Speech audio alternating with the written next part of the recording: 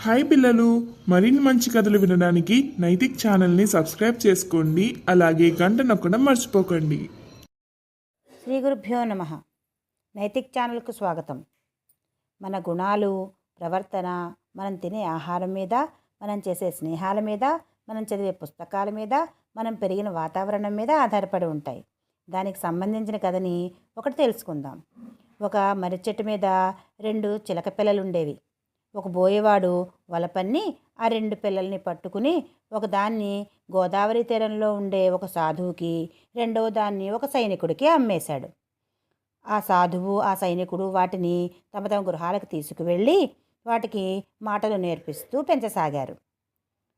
సాధువు దగ్గర చిలకకి రాముడు అని, సైనికుడి దగ్గర ఉన్న చిలకకి దుర్ముఖుడు అని పేర్లు పెట్టారు. రాముడు అనే చిలక సాధువు ఇంట్లో మధురమైన మాటలతో మంచి సంస్కారాన్ని నేర్చుకుంది.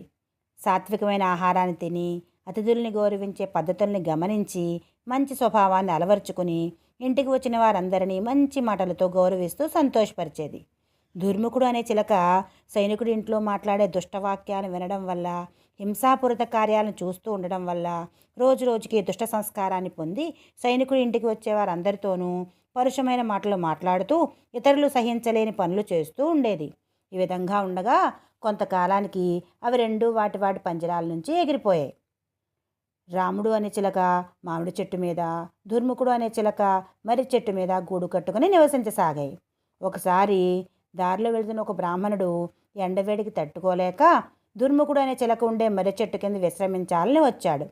అతన్ని చూడగానే దుర్ముఖుడు అనే చిలక ఇతర పక్షులతో, ఎవరో మనిషి ఇక్కడికి వచ్చాడు, వాడి శరీరాన్ని పొడిచి హింసిద్దామే రండి అంటూ గట్టిగా అరవడం మొదలుపెట్టింది.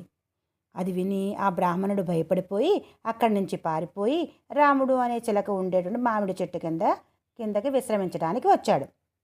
రాముడు అనే చిలక మిగతా చిలకలతోటి, ఒక బ్రాహ్మణుడు మన చెట్టు కింద విశ్రమించాలని వచ్చాడు, ఎవరో అతిథి, అందుకని అతనికి మంచి మంచి పండ్లను పెట్టండి, అతనికి సేవలు చేయండి, అతన్ని సత్కరించండి అని మిగతా పక్షులతో చెప్తూ ఉంది. చూశారు కదా, అవి 2 కూడా ఒకే తల్లి పిల్లలైనా వాటి ప్రవర్తనలో ఎంత తేడా వచ్చిందో. అవి పెరిగిన వాతావరణాన్ని బట్టి వాటి ప్రవర్తన ఉందన్నమాట. అందుకని మనం అందరం కూడా చిన్నప్పటి నుంచి మంచి ప్రవర్తన కలిగి, మంచి అలవాట్లు చేసుకుంటూ, మంచి స్నేహాలతో మంచిగా మాట్లాడుతూ, మంచి బుద్ధి కలిగి సత్ప్రవర్తన, సద్గుణాలని అలవర్చుకోవాలన్నమాట.